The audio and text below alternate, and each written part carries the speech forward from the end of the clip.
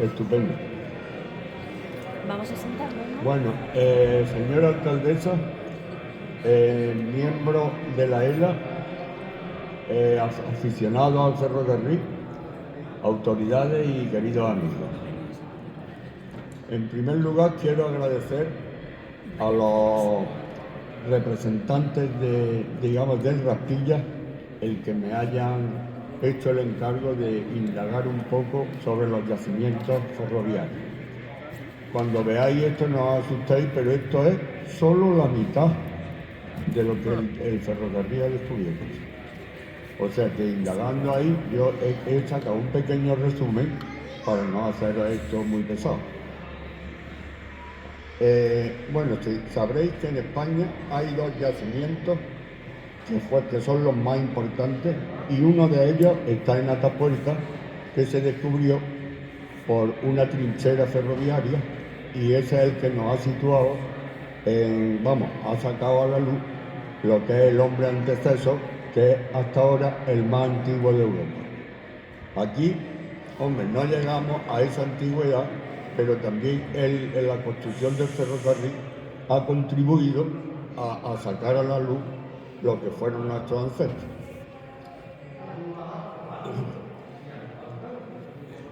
Es mi intención, con mi modesta aportación, ampliar sus conocimientos sobre el suelo que pisamos, profundizando en lo posible en los descubrimientos aportados por excavaciones fortuitas o intencionadas que han permitido dar a la luz civilizaciones anteriores a la nuestra. Dada la diversidad y amplitud de los descubrimientos, nos vamos a dedicar solo a los que atañen a la prehistoria y parte de la protohistoria, o sea, antes de que hubiese documentación escrita. Como el que avisa no es traidor, debo indicarles que no me considero un erudito en los asuntos de mi disertación, ya que soy un simple aficionado de los dos temas, yacimientos arqueológicos y ferrocarril, a los que nos vamos a referir a continuación. No se trata, pues, de realizar un estudio concienzudo, ya que los descubrimientos en nuestro territorio son tan extensos y de tal magnitud que conscientemente me veo obligado a omitir alguno de ellos. Si alguno de los que están presentes se hace eco de mis palabras y quisiera ampliar sus conocimientos, no tengo ningún inconveniente en mostrar las fuentes de las que he bebido, mostrándoles la autobiografía y resultados del estudio. Antes de meternos en faena, y con la intención de saber algo sobre el terruño que pisamos, y considerando que por sus características, tanto morfológicas como climatológicas, y a ser elegido para el asentamiento de los que nos precedieron, me permito la licencia de hacer las siguientes consideraciones. En Andalucía y en la provincia de Málaga se sitúa Bobadilla, dentro de lo que se denomina franja intrabética, en la depresión de Antequera, perteneciente al subbético medio. Al límite sur es un murallón constituido por pliegues cársticos: Sierra Uma, El Torcar, Sierra de las Cabras, Sierra de Camarones. Por el norte, los límites con el valle del Guadalquivir no son tan netos: Sierra de los Caballos, Molina, Humilladero, Arca y Pedrosa, que raramente superan los 1000 metros de altitud. Pertenecientes al subbético medio, dejan entre sí numerosos espacios que permiten comunicar las llanuras de la depresión con las campiñas béticas. La depresión de Antequera tiene una altitud que oscila entre los 400 y 500 metros. En su paisaje predominan las llanuras suavemente onduladas. En cuanto a las redes fluviales, han profundizado poco sus cauces. De hecho, la depresión ha tenido un drenaje incierto durante el Cuaternario, cuyo endorreísmo ponen de manifiesto las numerosas lagunas dispersas, muchas de las cuales han sido ya desecadas. De ellas todavía queda funcional la laguna de Fuentepiedra, actualmente espacio natural protegido. En el borde sur de la depresión En el contacto con la sierra del subbético interno se extiende una plataforma llevada alrededor de 200 metros sobre los llanos de Antequera desde Salinas a Gobante, constituida por las margas salinas del Trías, sobre la que se ha desarrollado uno de los CAP en yesos más espectaculares de la península. Las depresiones cársticas y los encajamientos de la red fluvial del Guadalhorce trocan las formas llanas de la depresión por un paisaje de lomas y barrancos más accidentales. Una vez situados geográficamente, vamos a acometer la tarea de dar un paseo virtual por nuestros alrededores, con pasos machadianos, o sea, pausados y descubriendo los yacimientos que nos rodean. Fue el trazado ferroviario de Málaga a Córdoba en 1865 y posteriormente el de Bobadilla a Algeciras en 1892, el que saca a la luz piezas de la prehistoria que nos permiten asegurar que en esta isla situada en el oeste antequerano, en plena fosa penibética, donde existió un grupo de neandertales, estamos hablando de 150.000 años a 40.000, que desarrollaron la industria musteriense. Dejaron abundantes muestras de su estancia, testificada por hallazgos de piezas de siles, lascas, raederas y perforadores, junto a una gran cantidad de piezas defectuosas o de difícil catalogación, halladas todas ellas en los aledaños de la estación del ferrocarril. Se puede, por tanto, considerar que los habitantes de Bobadilla eran procedentes de una migración de las tierras granadinas. Fueron los acreditados investigadores extranjeros, Henry Brill y Hugo Obermayer, junto con don Juan Cabré Aguiló, las personas que descubrieron este interesantísimo filón arqueológico, recogiendo en uno de los 50 piezas de siles que se encontraban, según el señor Obermayer, bajo una capa de arcilla. Esto estaba aproximadamente en los alrededores de lo que es el destacamento de aviación, y también se descubrieron en lo que es la colonia de Ballesteros. Dándolo a conocer en los anales del Instituto Paleontológico Humano de París, corriendo el año 1912. El propio Abat-Bril lo entregó a don Luis Pericot en el año 1932 para ser expuesta en el Museo de la Prehistoria de Valencia. Así que imaginaros las piezas donde estarán ahora. Continuando el paseo por nuestra vega, siguiendo los regueros sedientos en estos momentos por la escasez de agua que ha motivado la pérdida de los numerosos y variados árboles que la acompañan en su recorrido, vamos a detener nuestra mirada en las elevaciones que nos rodean para entrar de lleno en el periodo neolítico, en el periodo del cobre y en el del bronce, y en la época protohistórica. Como telón de fondo surge majestuoso el Tajo de los Cabreros. Constituye la cara noreste de un macizo calcáreo perteneciente a las estribaciones de Sierra Llana. Allí se descubrieron varios grabados. El primero fue descubierto por José Mora en el 2002 y se publicó por primera vez en una visión de conjunto sobre el arte rupestre presente en la cuenca de los ríos Turón y Guadalteba en el 2003. Es un antropólogo pi grabado en surco, en I y sección en V. Próxima a la anterior existen unas pinturas en la denominada pared, realizadas en rojo oscuro.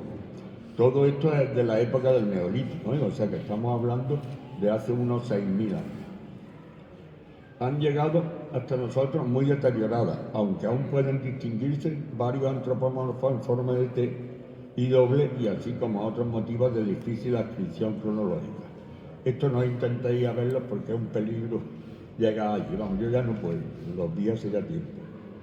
En la grieta del Búho en la misma zona, al Tajo del Cabrero, también contiene pinturas de color rojo distribuidos en 3 paneles descubiertos en el 2009.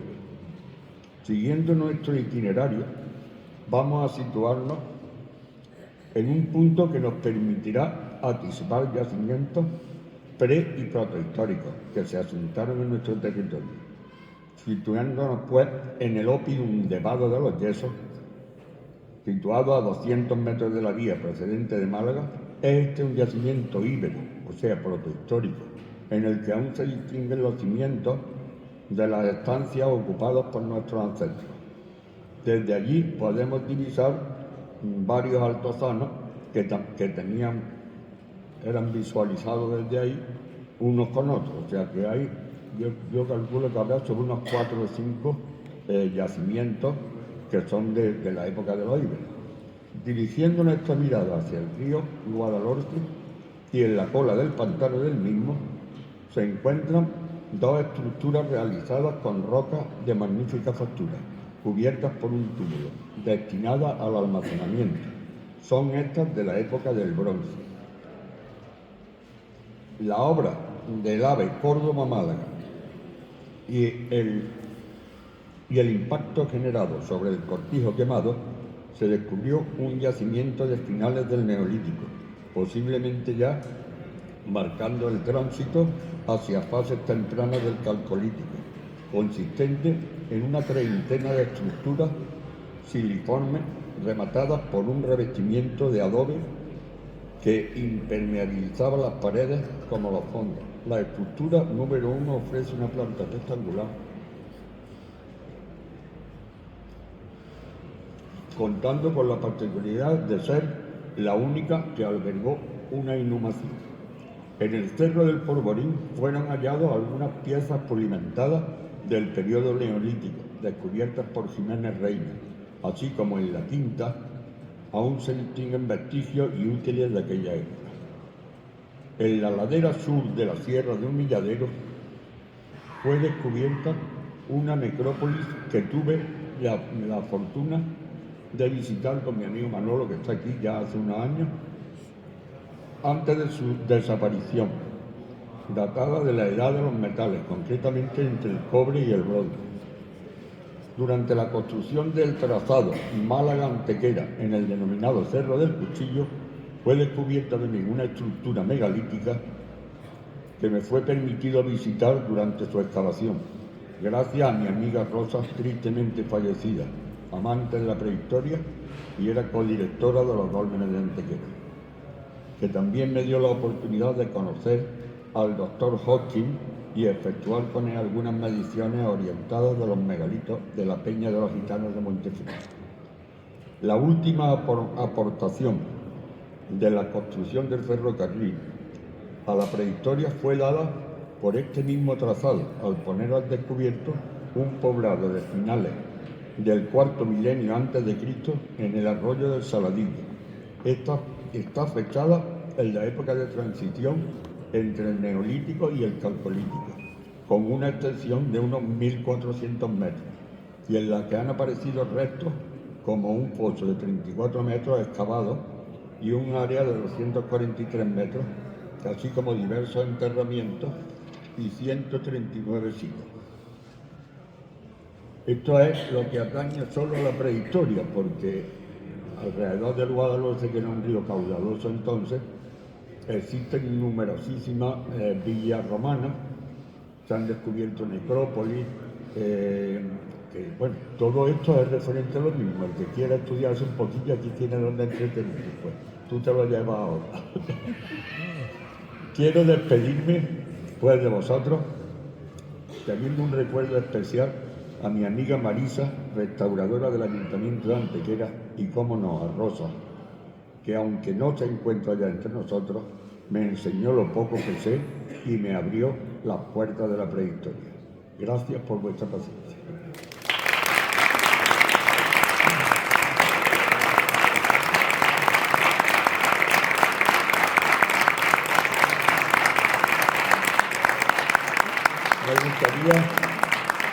Me gustaría, antes de retirarme, dar las gracias a la ELA en general, por haberme acercado el tren al lado de las carretas. Ya si un día pongo mi casa en venta, diré, mi casa a 2 horas y media de Atocha.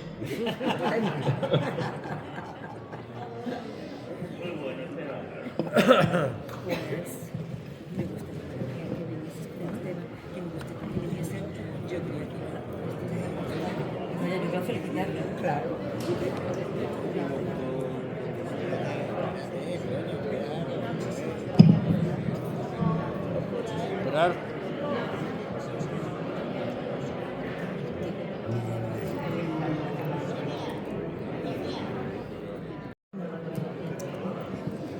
Pues no tengo más que agradecer, dar las gracias a Esteban Artacho y a su señora María Ángeles Jiménez, que nos acompañan, y a todos los que nos habéis acompañado. Y es verdad que le he preguntado a la señora, digo, ¿todo esto son estudios de Esteban sobre el terreno? Y me ha dicho que sí, que es que le apasionan, le apasionan. Así que queremos darle un detalle, Esteban, por haber participado con nosotros igual que el año pasado. Bueno, siempre tiene una aportación a Bobadilla, de una forma o de otra, hacia todos nosotros. Así que no tenemos más que entregarle este detalle de parte de todos y esperemos que le guste.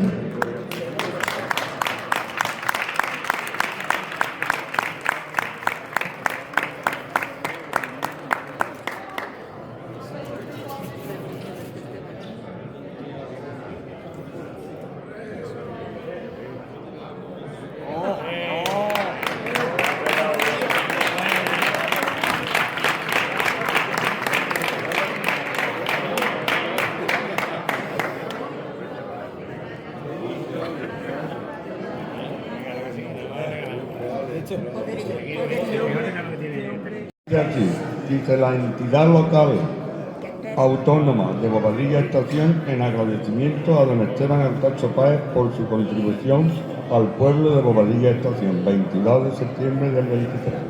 Muchas gracias.